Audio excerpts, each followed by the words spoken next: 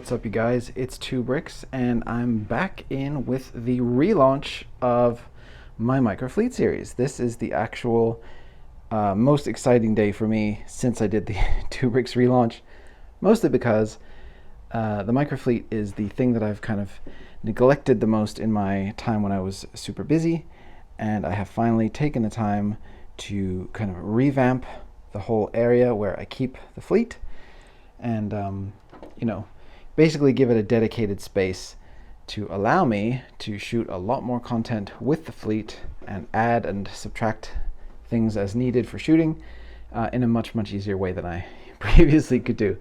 The way that I used to do it was I had a different area set up for this that I would have to basically take every single ship, put it out, take it back, you know, when I'm done shooting, put everything in its kind of temporary storage area. So this now I have set up all of these tables end to end with a backdrop, custom backdrop here that I made with just some simple foam core boards that you know, are just going to be in place permanently, so I can get some nice clean shots of the fleet like so, without having to take it over to my shooting area, which is now reserved for mocks and other things like that with a turntable and stuff. So yeah, I think this is going to work out much better, and over time, of course, I will be still customizing, expanding, doing all kinds of different things over here to make this as nice as it can be. But today, for the relaunch, I just wanted to give you guys an overview of the new home for the fleet and pull out some of the special ships that you haven't actually seen yet as part of my previous videos, because it's been over a year since the last update, which is so crazy to me. You know, I've still continued to make ships here and there, ships that you guys haven't seen yet. So in today's episode, we're going to be taking a look at those and a couple that I've sort of tweaked and revamped as well. And the format for these going forward will be much more loose than what it used to be. It's just going to be like, here's the new things that I've made. They're not going to be like necessarily tied to one era, although they might be. And you know, the idea there is that I don't want to be tied to anything, because I want to be able to be flexible and nimble and be able to produce content for you guys as much as I can. And you know, if I'm like, well, I don't have enough ships for this particular era, I don't want to try to like force myself to try to make some more just to do it, you know. And so, you know, there's just a lot of kind of thought process that goes into all of that stuff that that I don't want to worry about. So something that you may notice as I'm going through these is every so often you may spot some white powder or dust. That is because I put the fleet down in place and then I realized that this area was way too dark, and I wasn't going to be able to shoot content here, and so I installed some lights above, and I just couldn't bear the thought of moving the fleet one more time. So I was like, I'll just drill the holes, I'll put up the lights, it's not a big deal, I'll clean it afterwards. And of course the dust got into every single nook and cranny, and it was a huge mistake. And so I'll be cleaning these for months to come. Every time I spot a new area that I didn't get yet, I'll be dusting and getting rid of that. So apologies if you see any white powder. Nothing funny is going on, it's just wool. It's bits of my wool. So there you go. Yeah, and then the other thing that I wanted to say is, as we're going forward here, another thing that I really want to do is start to take a look at some older designs and maybe revamp them using the new existing parts that we have, and you know, hopefully keep the fleet up to date in that respect. And I think one that's really crying out for an update is the Nebulon B, mainly because it was one of the first that I built. My collection was nowhere near organized when I did it, and I didn't really know what I had, and also my collection was not as big back then. It was like 4 years ago that I made this, 5 years ago, something like that.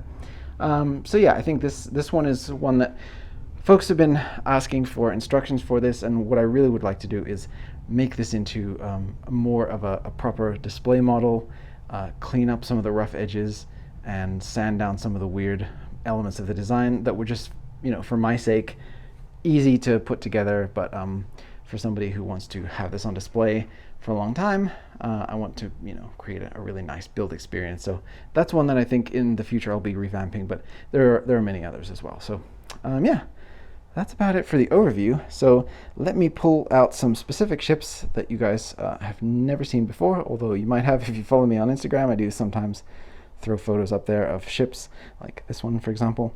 But yeah, we'll just take a look up close. So one ship that you guys have not seen officially as part of the fleet is this monster right here, which is the Arc 10's Imperial cruiser, of course. This is the first time I think that I'm showing you guys this alongside the rest of the fleet, and that's pretty cool. And if you guys followed the series of how to build this, or the kind of design series videos that I did on this ship, you were probably curious to see how it stacked up to the rest of the fleet, and here it is in place. So yeah, this has really obviously been kind of talked to death in its own video series, so I don't really have much to say about this one. So yeah, just be sure to check out the Arc 10's build series if you're curious, and yeah, here it is amongst the fleet. So really happy to have it in here amongst the other larger ships, the other capital ships that I have. That's really fun. And another goal of mine in the future is to add more capital ships. I have specifically an Old Republic capital ship I would like to add, and something from the sequel era. Maybe not a capital ship, because there really aren't that many from the sequel era that I can do, because they're all absolutely gigantic. But perhaps something like Han Solo's Irvana freighter. It's roughly the size of I think it's a little bit smaller than the Nebulon B there.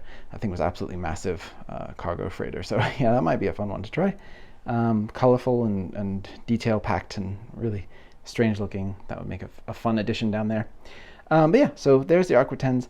Let's take a look at the other ships. All right, so here we have the updated Havoc Marauder from the Bad Batch, of course, and also the end of the Clone Wars.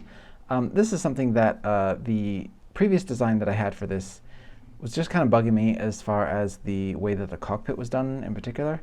So I just I revamped that using a Wolverine claw, because I really wanted to get that unique windshield shape that they have in there, and I think that works really well. So this is mainly the same design that existed before. I've slightly tweaked it, and really the main thing is that nose, because yeah, the Marauder is such a specific, beautiful looking ship. I just felt like it needed to have the special treatment, and especially since I built the full-scale model. Check out the video for that on my channel. Yeah, I just thought that this one would be a cool one to kind of revamp and revisit. So yeah, I think it looks great, and it's a fun part of my fleet, and it's a nice companion piece for the large one. Of course, the wings fold up here all the way to the top. Very nice indeed. So yeah, there is the Havoc Marauder. I may end up switching out these plates for the relatively new inverted tiles with just a single tiny little hole on the bottom. I think I have a couple of those lying around, and that might make for a nice substitution to clean up the underside there a little bit. But yeah, other than that, I'm very happy with this one. It's kind of funny because it has the brick-built top fin and then the plate-built wings, just like the larger model that I did. So yeah, there's the Havoc Marauder. And also from the Bad Batch, we have just a straight recolor of my design for an Imperial Laat gunship. This is the Imperial version here with the dark gray. It was really difficult to find source material for this to actually confirm the color scheme, because in the episode, predominantly this was seen in really low twilight, in very dark scenes and stuff that was really hard to make out. So I relied on a lot of other people's custom models, and I couldn't even really find any toys or anything of this to look at. So it was definitely a challenge to figure out the color scheme, but I think that I got it pretty much correct as to where the accents are for this, as far as the dark gray up here and here, and then along the sides here under the cockpit. And I'm just using a regular ratcheting joint for this instead of the traditional click hinge.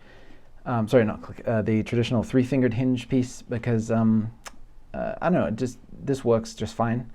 I happen to have the ones that I needed in that color, and I tried this out, and it works well enough. So there you go. I think the gunship design doesn't necessarily rely on those finger hinge pieces that I have for the other one. Although I do think those look nice, because it gives you, there's actually no gap under here, just completely flat and flush.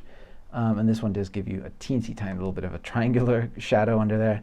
But I mean, I can live with it. It's fine. I've definitely compromised on more major things in the fleet. So yeah, so there is the Imperial Laat gunship. So this is an interesting one. This is Asajj Ventress's Starship from the 2D animated Clone Wars show. And it has this really interesting kind of sail folding design where this whole, this area here acts like a folding frame. And all of this collapses down this red section into sort of the way that Dooku's Solar Sailor did. And it just gives a really weird, cool look to it. And this is the cockpit up here where Ventress would sit. And then it has these guns up at the top here, and she can kind of, she sort of does a lot of spinning, which is a good trick, as we know, in her fight against Anakin in that show. And yeah, this was a really fun one, and I cracked the design for it shortly after I shot the original 2D Clone Wars show video, so this one just didn't make it in there, and I'm showing it to you now. So yeah, hopefully you guys think it's cool. I think it's cool. I don't know that there's a better way to represent this at this scale. The cockpit really should be a little bit more smaller in size, but it's kind of the same as my TIE cockpits. I'm sort of, compromising on the scale there, and I think it works okay. It is what it is. And yeah, this one's an interesting one because these bar pieces are actually being held in just with the friction created by this clip piece up here, holding it, just sort of pinching it in place. So these actually are free to move up and down. And in the bottom here, I'm just relying on this skeleton leg, which acts as the stand for this whole thing to prevent this bottom bar from just falling out of the bottom. So it's a very precarious and illegal design for sure. Not something that I would ever encourage other people to build or make instructions for or anything like that, because it's just a little too crazy technique-wise. But I like it. I think it's a fine addition to the fleet. So there you go. There is Asajj Ventress's Starship.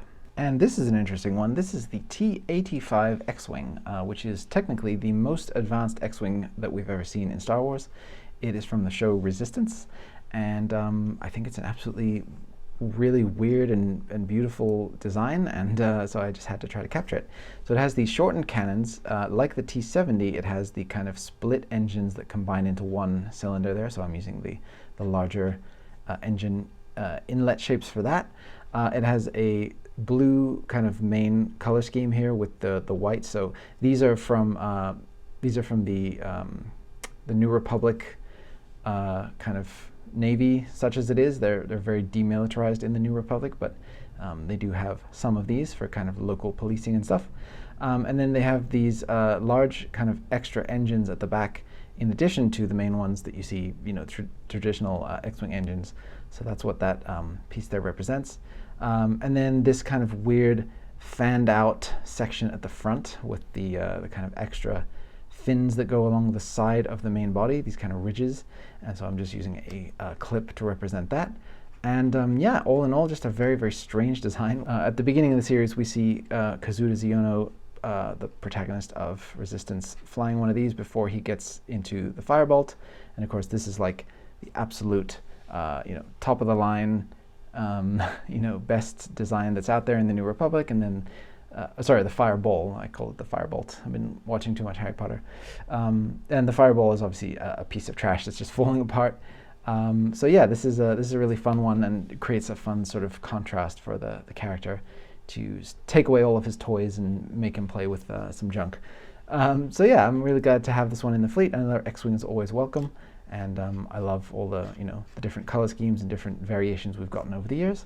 And this is a cool one to add to it. So there you go. There is the T85 X-Wing, and I just wanted to show you guys how the T85 stacks up against the other X-Wings and X-Wing kind of prototypes of the Microfleet series. So here we have the Z95 Headhunter all the way on the side, and we have the ARC 170, and then the T65, the T70, and here finally the T85. So yeah, it's really cool to see the kind of design progression of this ship. You can definitely see all the influences bouncing off of one another as the years go by. And yeah, I just think that's one of the fun things about Star Wars, is seeing how the folks who make all this stuff, the way that they take on the designs and evolve them over time. Yeah, I think it's really cool. So there you go, X-Wings throughout the ages. And here we have the Inquisitor Scythe Transport, which is from Obi-Wan Kenobi. This is the first and only ship that I have from Kenobi so far, and I definitely have more that I want to add. but this is just one that I had to make it as soon as I saw the show, or the trailer actually. I was like, I'm gonna have to add that to the fleet, of course. It's really, really difficult to find accurate scaling info on this, of any kind, so I really just had to kind of eyeball it and see what felt best. And I was just going off of the presumption that out of this front ramp, you could see characters comfortably 2 or 3 at a time, side to side, descending from this ramp. So it felt like, making this at least a full stud wide felt like the right way to go. A full stud wide is kind of like how much room I have for, say, the Millennium Falcon cockpit, which can fit 2 characters side by side comfortably inside of it. So just kind of going off of that measurement and what just kind of felt right to my eye, I came up with this. So it has the folding wings. The wings can go all the way up here into the proper kind of angle that they should be able to hit, and then they can also fold all the way down to match up with the angle of the body here. So there you go. So yeah, I think that the range of motion that you get on the wings is about appropriate. I think it could probably slightly be less than that. I think that's about the max that we see in the show. It has the little kind of wingtip cannons there, of course. There are 2 additional engines here on the side of the wings, and then there are these larger main engines in the back for this kind of triangular section. I tried to represent the really specific shape of the red cockpit there using that the trans red half-rounded tile. I think that works decently well. I do get the feeling that this is probably a little bit overscaled, but until I get some more official information about it, I'm just going to go ahead and stick with this design for now, because I like it. I think it looks good, and I think it captures all the angles and things from this ship that I want to see. And yeah, there's definitely, whoa, excuse me, there's definitely a lot more ships from Kenobi that I want to cover. Well, there's 2 more at least. I just haven't gotten to those yet, and those are on the list for sure. And I'll be doing a follow-up, kind of more of a deep dive into Kenobi when I get around to it. So yeah, for now, here is your look at the Inquisitor Scythe Transport. And this is the CSS-1 Corellian Star Shuttle, or simply the CSS Shuttle. This is a really cool little ship that showed up at the end of The Phantom Menace and in a few other spots, but mainly this is what it's known for. It's the one at the end of the movie that kind of comes to deliver Palpatine and some other dignitaries to the scene on Naboo, and then remove Newt Gunray and the Trade Federation guys to go and face trial. So yeah, this definitely has some particular energy about it, and it's very bold for that. It definitely sort of evokes. Well, the shape is interesting, I'll say that. But I think as far as like a Star Wars thing, it really does convey that kind of the aesthetic of this era perfectly. And I try to be really, really faithful to this in terms of the color scheme, the color blocking of where the white is, and the use of the dark orange there. I think all works perfectly well to capture exactly what you see on screen. This actually was a really fun challenge to get this to be just how I wanted it to be, especially having these pieces right here just kind of perfectly fit the size that I needed them to be, and get the red trim around there and everything. It worked out really well. It has landing gear here, so I can actually take it off of this little stand, and I can place it down on the landing gear so you get a better sense of it as it was kind of shown in Naboo where it landed. It's got these big chunky 3-wide engines in the back here, which I really like. The way that these are done is a similar technique that I've used to other similar ships of this size to get that kind of that specific diameter of engine shape there. And I think it all comes together just like I said, really, really well. And you definitely know, if you're a Star Wars fan and you know about Star Wars ships, I think you definitely know right away what you're looking at. So yeah, this is a great one. I think prime candidate for instructions for this one, because I've done so many medium-sized cruisers at this point, and this would just fit right in with that kind of selection that I have so far. So yeah, I think I'll definitely be doing instructions for this one fairly soon, and I'm really happy with it. So this is one of my most cherished additions to the fleet from the prequel era for sure. So yeah, that's the CSS Corellian Star Shuttle. And here you can just get a real quick sense of how the CSS Shuttle stacks up against the other kind of similar ships from this era. This one being from the 2D Clone Wars show, and this one back here being from the opening shot of the Phantom Menace. So yeah, I think it really fits in and nestles into the family really nicely there. So there you go. All right, and this is exciting. This is the start of a brand new era, and every time I start a new era, it's very exciting for me because it just feels like a lot of new possibilities. So this is my first High Republic ship. This is the Jedi Vector Starfighter. You guys might recognize this from the full minifig scale version that I did, or playset scale version that I did a little while ago. Make sure you check out the full video on that if you're interested. This one is very unorthodox. It uses a lot of interesting pieces to achieve, because it's a very specialized craft. So I have obviously minifig hands up here for the front kind of fins.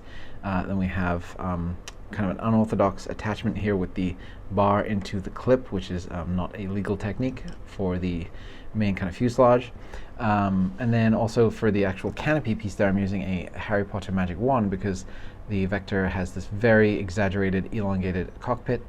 And then in the back here we have two white minifigure swords of the kind of, I believe these are like the Roman soldier variety of swords. Those came with the Harry Potter chess set that we got not too long ago, and I just thought those made for an absolutely perfect rendition of that nice sweeping thin back fin that the Vector has. So that's a really cool one. It's really, really elegant and sleek, and it really represents this era of the Jedi, where they were in their absolute prime. And yeah, I think that this ship really represents everything that I wanted out of this starfighter. So yeah, this is a great start to the High Republic era. I really wanted to do a long beam cruiser, but I'm still not sure how large those are. I don't know what they look like, but I really have no idea of the scale. They could be, the size of Star Destroyers or the size of regular medium, small size cruisers. I really don't know. So I have to kind of do some more research into that. I started off strong on High Republic, and then I kind of fell off because of work commitments and such, and now I'm trying to get back into that. So yeah, once I have a little bit more information, the long beam cruiser is for sure on my radar. So yeah, that's gonna be it for this one. Really, really happy to have it. So there you have it, guys. The microfleet is back and is going to be expanding dramatically in the coming months and probably years. So yeah, I'm very, very excited. I'm so happy to be able to share this with you guys once again and to continue to expand the collection, because this is, to my knowledge, so far the biggest collection of Star Wars ships that's ever been made at the same scale, and also a double-decker bus for scale. And it's something that I'm so proud of, and I want to continue to bring you guys new videos and new ships. So let me know if there's anything that I missed out on, if there's anything that I forgot that is new that you spotted that I haven't told you about. I think I got everything. And yeah, be sure to look out for new updates coming very soon in the future, because they will for sure be on the way. All right, guys, so that's going to do it for me today. Thank you so much for tuning in and for being patient with me as I reshuffle my whole life and get everything resettled and in order. It's been quite a journey, and yeah, I'm just very, very excited to be at this point now. Things can really start to flow the way that I've always wanted them to. So I'll see you guys on the next video. Thanks again for tuning in, and may the Force be with you.